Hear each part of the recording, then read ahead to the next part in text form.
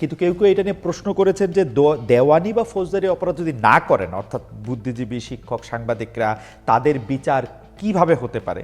মানে টক শোতে কেউ যদি শেখ হাসিনার পক্ষে কথা বলে থাকেন, সেটা অপরাধমূলক কর্মকাণ্ডের মধ্যে পড়বে কিনা, বা আপনি এটা মিনও করছেন কিনা? আচ্ছা, ধন্যবাদ। এটার সাথে স্যার একটু যদি এটার সাথে জড়ো করে, প্রথম আলো, ডেইলি স্টারের বিরুদ্ধে নানা ধরনের কথা, পক্ষে কথা, তারা আসলে ভারতের মুখাপেক্ষী কিনা, সেই জন্য তাদের বিরুদ্ধে আন্দোলন চলতে পারে কিনা, তাদেরকে ঠেকানো দরকার কিনা, সেটি নিয়েও একটু কথা হচ্ছে। এই দুটো যদি একসাথে আজ আপনার প্রশ্ন শুনে রাখলাম, একসাথে তো এত কথা বলা যায় না, আমি একটা বলি। জি স্যার। আওয়ামী লীগ সমর্থক বুদ্ধিজীবীদের বিচার করার কথাটা আমি ওভাবে বলি নাই। আমি বলেছি যে এই যে 16 জুলাইয়ের পর থেকে, আবু সাইদকে হত্যা করার পর থেকে ছাত্রদের আন্দোলন দানা বেঁধে উঠছিল। আপনি জানেন কয়েকদিনের মধ্যেই আন্দোলনকারী ছাত্রদেরকে বিশ্ববিদ্যালয়ের প্রাঙ্গণ থেকে বের করে দিয়েছিল সরকারি দলের ছাত্র গুন্ডা বাহিনী। এটা তো আপনি জানেন। আন্দোলন একদম স্থিমিত হয়ে গেছিল। তখন ঢাকা বিশ্ববিদ্যালয়ের শিক্ষক সমিতি, আমি নাম করে বলছি, কি ভূমিকা পালন করেছিলেন? তারা এদেরকে দুষ্কৃতকারী আর সন্ত্রাসবাদীর চেয়ে কোনো কম কিছু বলেননি। শেখ হাসিনা যখন বললেন রাজাকারের ছেলে পেলে, তখন ছেলেমেয়েরা যখন স্লোগান দিল যে আমরা রাজাকার, আমি রাজাকার, তুমি রাজাকার, তখন এইটাকে বুদ্ধিজীবীদের যে বুদ্ধির কতটা বাহুল্য সেটা উল্লেখ করছি। ঢাকা বিশ্ববিদ্যালয়ের শিক্ষক উনি নন, ডক্টর মোহাম্মদ জাফর ইকবাল, যিনি বিজ্ঞান লেখক এবং একটা সম্মানিত বৈজ্ঞানিক এবং একজন মুক্তিযুদ্ধের শহীদ পরিবারের সন্তান। তিনি কি বললেন? আমি ঢাকা বিশ্ববিদ্যালয়ে যাব না। কেন যাবেন না? কারণ ওখানে ছেলেরা রাজাকার। অর্থাৎ উনি ব্যঙ্গটাও বুঝতে পারছেন না। কোন একটা রেজিম যে ফ্যাসিস্টকে ফ্যাসিস্ট নয়, তার একটা মাপকাঠি হচ্ছে সে ক্যারিকেচার বা ব্যঙ্গকে কিভাবে নেয়, স্যাটায়ারকে কিভাবে নেয়। জাফর ইকবাল সাহেব স্যাটায়ার বুঝতে পারেন নাই। যারা নিজেদেরকে রাজাকার বলছে তারা তো স্যাটায়ার করছে শেখ হাসিনাকে। শেখ হাসিনাই আসলে রাজাকার বলতে চেয়েছে ওরা। তুমি কে, আমি কে, রাজাকার রাজাকার। একজন বলতো না আওয়ামী লীগের ন্যারেটিভটা কি ছিল আপনারা জানেন? বললো কি একটা সরকারের ধারাবাহিকতা দরকার, সেই জন্য শেখ হাসিনার সরকারকে বারবার দরকার। উন্নয়নের জন্য একটা ধারাবাহিকতা দরকার।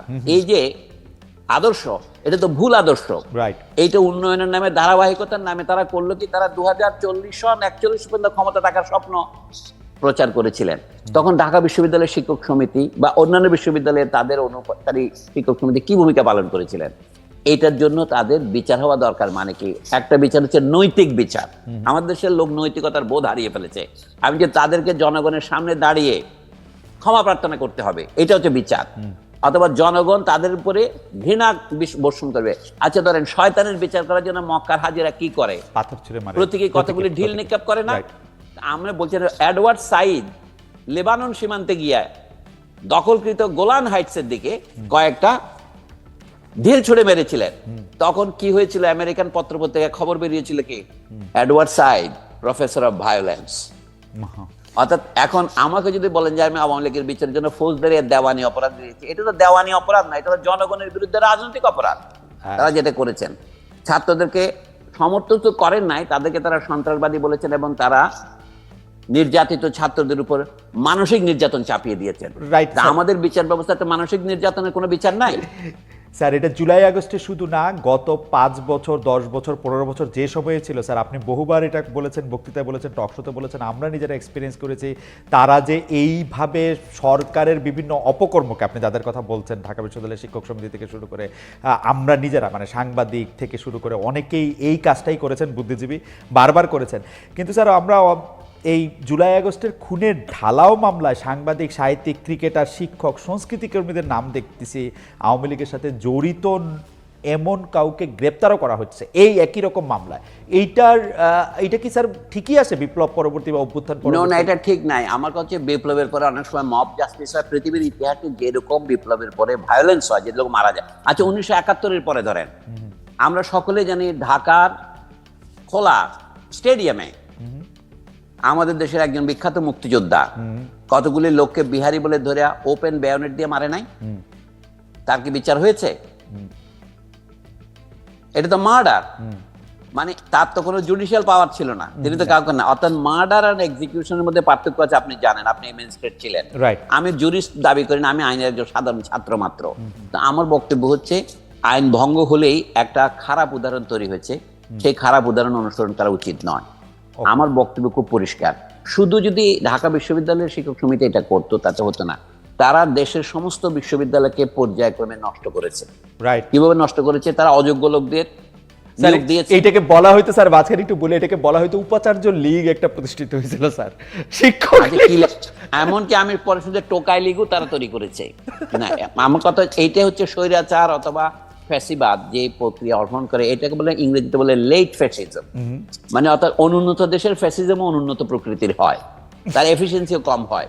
বুঝতে পারছেন না? এটা বলার দরকার নেই। আমরা এটা তখন অনেক সময় বলতে, ফ্যাসিজম শব্দটা বলতে আমরা ভয় পেয়েছি। আমরা কিন্তু ধোয়া তুলসী নই কেউ। বুঝতে পারছেন না? আপনি যার অধীনে চাকরি করতেন, নাইমুল ইসলাম খান সাহেব, তো কই তাকে তো গ্রেপ্তার করেনি? তিনি তো জমি বেচা বিক্রি করতেছেন এর মধ্যে। এটা কি করে সম্ভব? আপনি বলছেন যে এই বর্তমান সরকার যে দুর্বল, সে তো আওয়ামী লীগের অপরাধীদের কাউকে গ্রেপ্তার করতে পারেনি। ও জামাত নেতাদের সাথে বসে কিন্তু এই সাংবাদিক যে নেতাদের নামে অ্যাক্রেডিটেশন কার্ড বাতিল করছে, এগুলি তো মশকরা।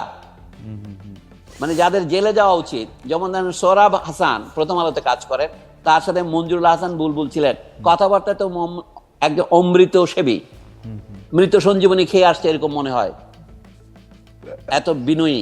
তো সেই বিনয়ী তো জামাত নেতাদের সাথে বসে খাওয়া দাওয়া করছে। মানে এদের নাম নিতেও আমার খুব অপছন্দ হয়, তবু বলছি আবুল কালাম আজাদ, এই জাতীয় লোকগুলো বসে বসে খাচ্ছে। অথবা প্রধানমন্ত্রীর তথ্য উপদেষ্টা ছিলেন বা ইকবাল সোবহান চৌধুরী, তো এদের কাউকে তো গ্রেপ্তার করে নাই। তো বর্তমান সরকার ঢালাও মামলা দিচ্ছে, এগুলো তো কোনো মামলা টিকবে না, আইনের দৃষ্টিতে টিকবে না। এবং বরঞ্চ এইটা আমি মনে করি এই যে জনগণের বিপুল আত্মত্যাগের মাধ্যমে, ছাত্রছাত্রীদের বিপুল রক্তপাতের মাধ্যমে যে সরকার এসছে, যা আমরা একটা স্বৈরতন্ত্রের কবল থেকে মুক্তি পেয়ে আনতে কিছুটা নিঃশ্বাস ফেলতে পারছি, সেটার বিরুদ্ধে ষড়যন্ত্র থেকে এই মিথ্যা মামলা দেওয়া। আমার মনে হয় যে প্রফেসর সলিমুল্লাহ খান যেটি বলছেন সেটি আমরা আসলে সবাই মনে রাখতে পারি, যে এই বিচার আসলে জনগণের সামনে ক্ষমা চাওয়া এবং এইরকম একটি বিচার হওয়া উচিত, সেটি আসলে ঢালাও মামলার ক্ষেত্রে না। আমরা মনে হয় যে এটি আসলে অনেকে মনে রাখবেন। এই যে মডেলটা বলি, খালেদ আমাকে বলে যে দক্ষিণ আফ্রিকা যেটা হয়েছিল ট্রুথ এন্ড রেকনসিলিয়েশন, আমরা দেশের সব মানুষকে জেলে ঢুকাইয়া সব মানুষকে নির্বাসনে দিয়ে দেশ চালাতে পারবো না, সোজা কথায়। কিন্তু যে অন্যায় করেছে সেটা যদি আপনি বিচার না করেন, তাহলে আপনি অন্যায়কে সহ্য করলেন। রবীন্দ্রনাথ ঠাকুর আমাদের সকলের শ্রদ্ধেয়, অন্যায় যে করে আর অন্যায় যে সহে, তব ঘৃণা যেন তারে তৃণ সমদহে। আপনি এদের কোনো বিচার না করেন, বুদ্ধিজীবীরা পাকিস্তান আমলে অন্যায় করেছে 71 সনে, সেই বিচারটা যদি 70-এর দশকে হয়ে যেত, তাহলে পরবর্তীকালে এতগুলি নাটক আমাদের করা লাগতো না। পরবর্তীকালে আমরা অনেক কোলাবোরেটরের বিচারের দাবি তুলেছিলেন 20 বছর পরে বেগম জাহানারা ইমাম, তার বিরুদ্ধে রাষ্ট্রদ্রোহের মামলা দেওয়া হয়েছিল দেখেন। কিন্তু তার দাবিটা তখনই গ্রাহ্য হলে দেশে পরবর্তীকালে অনেকগুলি নাটক হতো না। হেফাজতের নাটক, শাহবাগের নাটক, এখন যেগুলো শাহবাগি টাপ বলতেছে, এগুলি মূল কথা হচ্ছে একটা ঘা যখন পুরনো হয়ে যায় তখন তা পচতে থাকে, এটা পচা শামুকে কাটা পায়ের মতো। আমি বলছি এখনো যদি এই দফায় যদি এরা নিজেরা নিজেদেরকে ক্লিন করে আসে, চীনে যেমন ছিল, কনফেশন করলেই তো হয় যে আমি এটা ভুলটা করেছিলাম ভাই, আমি করব না। আমি শুনেছি আওয়ামী লীগের কোনো এক নেতা, মানে প্রথম শ্রেণীর নেতাদের একজন বলে কি আওয়ামী লীগ এখন জনগণের কাছে মাপ চাইতে প্রস্তুত, কিন্তু মাপ তো তাদের নেত্রী চাইতেছে না। মানে চাইলেও আমাদের খুনের অপরাধের কোনো মার্জনা হয় না। রাইট। যারা খুনের সাথে হত্যার সাথে জড়িত তাদের বিচার ফৌজদারি কাটে হবে। কিন্তু রাজনৈতিকভাবে আমি মনে করি আওয়ামী লীগ তার বৈধতা, নৈতিক বৈধতা হারিয়েছে। ওকে, আওয়ামী লীগ বাংলাদেশে আর কোনোদিন উঠে দাঁড়াতে পারলে আমি মনে করি যে আমাদের রাজনৈতিক পড়াশোনা যা করেছি সবই বৃথা যাবে। Right sir. স্যার, মুসলিম লীগ যেমন বিলুপ্ত হয়ে গেছে, আওয়ামী লীগও বিলুপ্তির পথে, এটা আমি দৃঢ়ভাবে বিশ্বাস করি। আওয়ামী লীগ তো ভিন্ন নামে আসবে, কিন্তু পুরনো আওয়ামী লীগ নিজে নিজেকে বিলুপ্ত করে নাই, বাকশাল করে। রাইট। তাকে আবার ফিরিয়ে দেওয়া হয়েছিল, তো সেইটা সে নিজেকে আবার দ্বিতীয় আত্মহত্যা করলো। আপনার মনে পড়ে, আমি বলি, আপনার মনে আছে শামসুর রহমানের প্রথম কবিতার বইয়ের নাম কি? প্রথম রৌদ্রকরটিতে প্রথম গান দ্বিতীয় মৃত্যুর আগে। রাইট। এই যে আওয়ামী লীগের দ্বিতীয় মৃত্যুর আগে এই প্রথম গান গেয়েছিলেন শেখ হাসিনা।